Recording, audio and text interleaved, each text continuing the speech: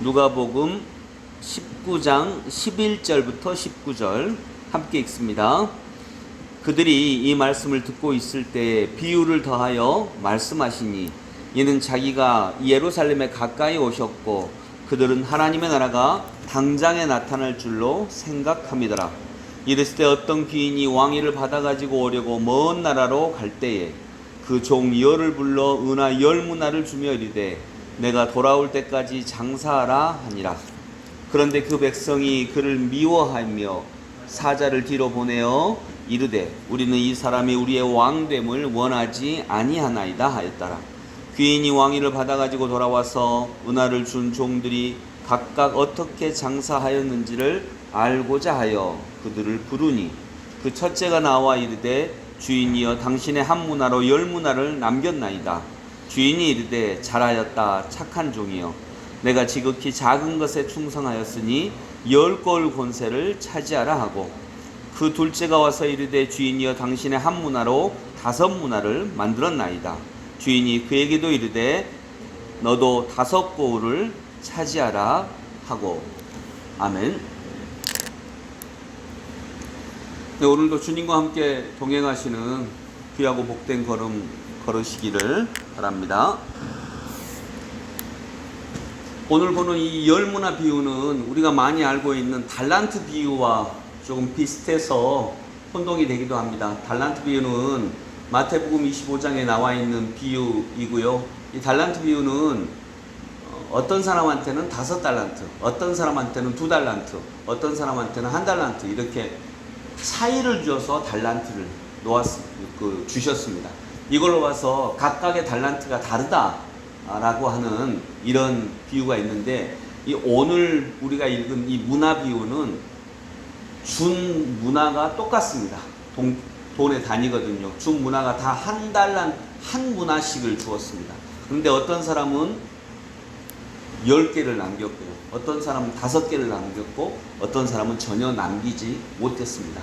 이 문화의 비유는 목적이 뭐냐면 제자들이 예수님이 오실 때까지의 어떤 자세로 하나님의 복음을 전하는 삶을 살아야 되는지 예수님이 우리 눈에 보이지 않는 그런 동안에도 충성되게 일하는 제자의 자세를 강조하고 있는 그런 문화 비유다라고 말씀드릴 수 있겠습니다. 11절 한번 같이 읽습니다. 그들이 이 말씀을 듣고 있을 때에 비유를 더하여 말씀하시니 이는 자기가 예루살렘에 가까이 오셨고 그들은 하나님의 나라가 당장에 나타날 줄로 생각함이더라. 아멘. 제가 어서 들은 얘기인데 어떤 애가 학교에서 상을 받았대요. 그래서 어떤 상 받았냐? 효행상 받았대요. 와, 너 효행상 받았니? 부모님 굉장히 효도했니? 예.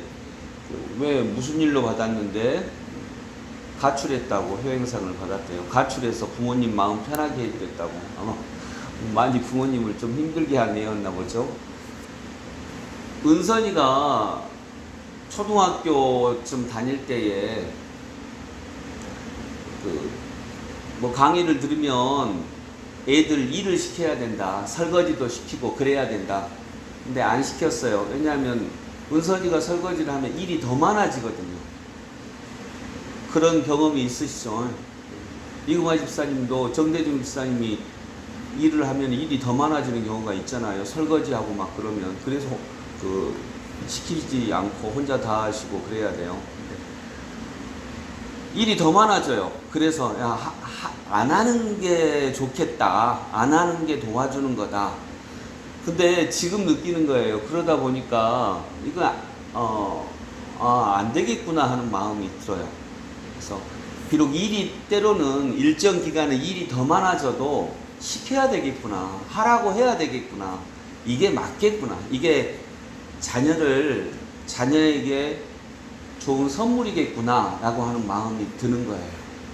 다 동감하시죠? 그래서 정말 애들이 제일 처음에는 무슨 엄마 도와준다고 아빠 도와준다고 일을 하면 진짜로 나중에 처리할 일이 더 많아지지만 그러함에도 불구하고 맡겨야 되겠구나. 이게 우리 아이를 위하는 길이구나. 당장은 나 편하자고 진짜 도와주는 게 나를 안 편하게 하는 거야. 당장은 나 편하자고. 야, 그냥 가만히 있어라. 그러면 효행상 줄게. 가만히 있으면 효행상 줄게.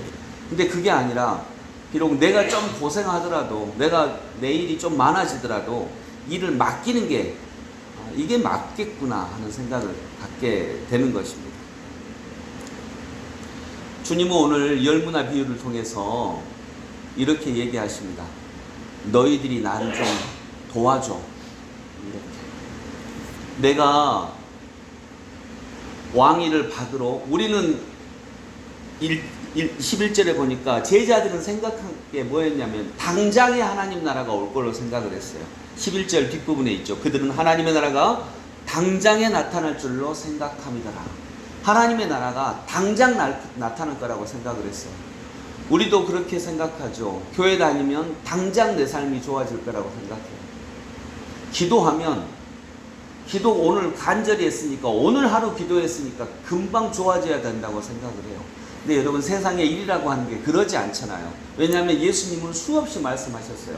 하나님의 나라는 어떤 사람이 땅에 뿌린 씨앗과 같으니.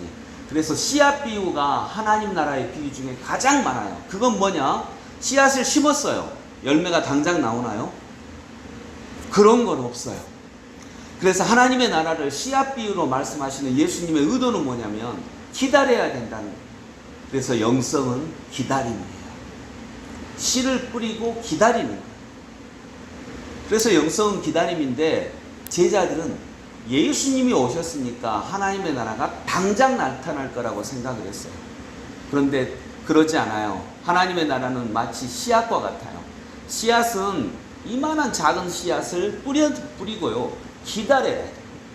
오랜 시간을 기다려야 돼요. 제자들은 당장에 하나님의 나라가 나타날 줄로 생각함인데, 12절 이르시되 어떤 귀인이 왕위를 받아가지고 오려고 먼 나라로 갈 때에, 이게 굉장히 중요한 얘기예요. 예수님은요, 제자들은 이렇게 생각했어요. 예수님이 왕위로 오실 거라고, 왕으로 오셨다라고 생각을 했어요.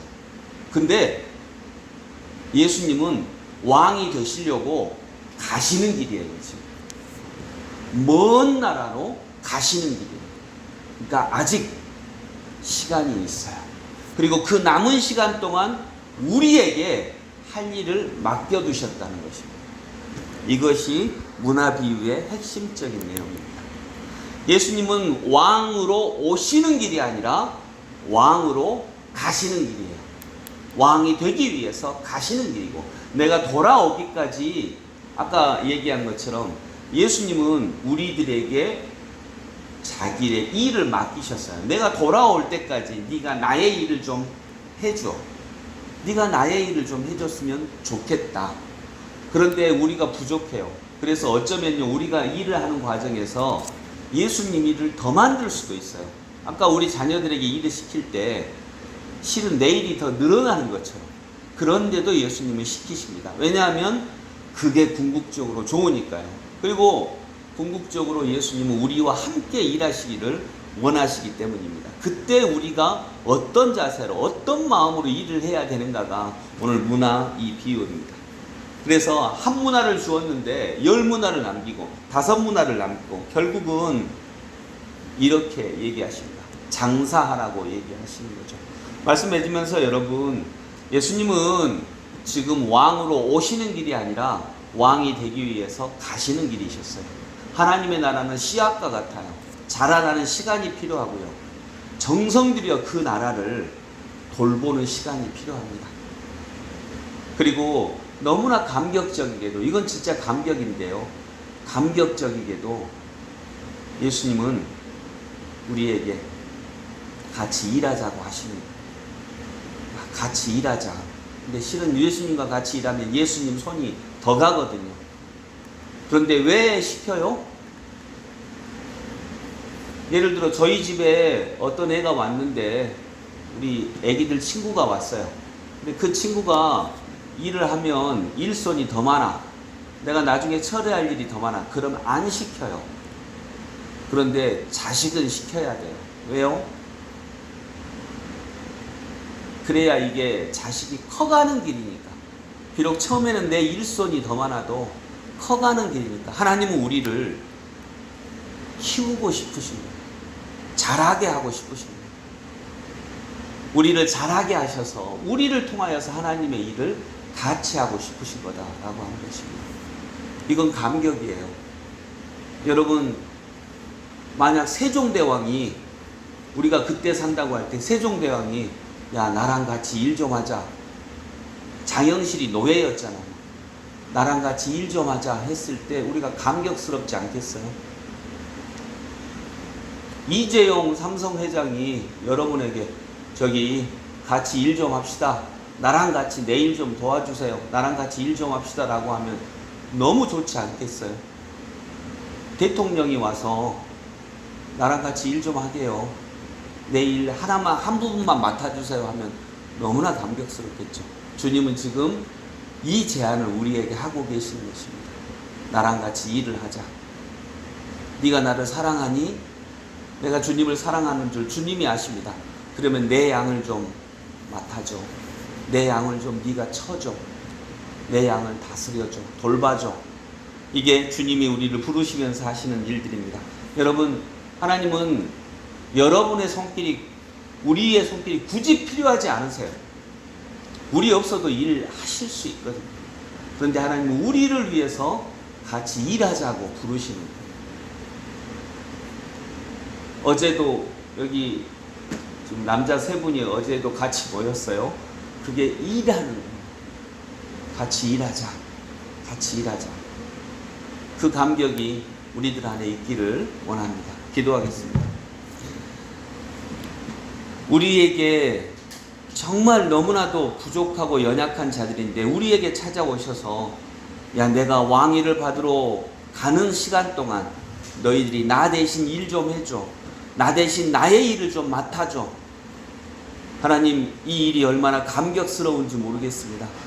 우리는 구원받고 거기서 그친 사람이 아닙니다. 그러면 우리는 죽는 날 기다려야 됩니다. 그런데 주님은 우리를 구원해 주셨을 뿐만 아니라 우리처럼 연약한 자들에게 야 같이 일하자, 같이 일 좀 해주라, 같이 내 양을 돌봐주라, 이렇게 부탁하고 계십니다. 우리가 하나님의 부탁을 받은 사람이 되었다니요, 너무나 감격스러운 일입니다. 그 감격으로 오늘도 주님의 일을 감당하며 하루를 살아가는 저희들 되게 하여 주옵소서. 하나님의 나라는 당장에 오는 나라가 아닙니다. 그러면 우리는 그냥 앉아서 먹고 마시기만 하는 사람이 됩니다. 그런데 하나님의 나라는 씨앗과 같습니다. 자라날 것입니다. 그리고 그 자라나는 시간 동안 하나님이 우리에게 부탁하십니다. 하나님의 나라를 나와 같이 키워주라. 나와 같이 확장되게 해주라. 너의 할 일이 있다. 하나님이 우리에게 부탁하고 계십니다.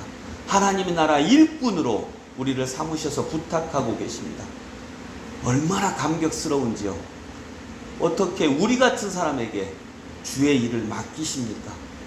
주님의 일이 더 늘어날 수도 있고 더 번거로울 수도 있는데 주님은 사랑 때문에 우리에게 같이 동행하자라고 말씀하십니다. 오늘도 이 길을 감격스럽게 걷는 저희들 되게 하여 주옵소서. 예수님 이름으로 기도드립니다. 아멘.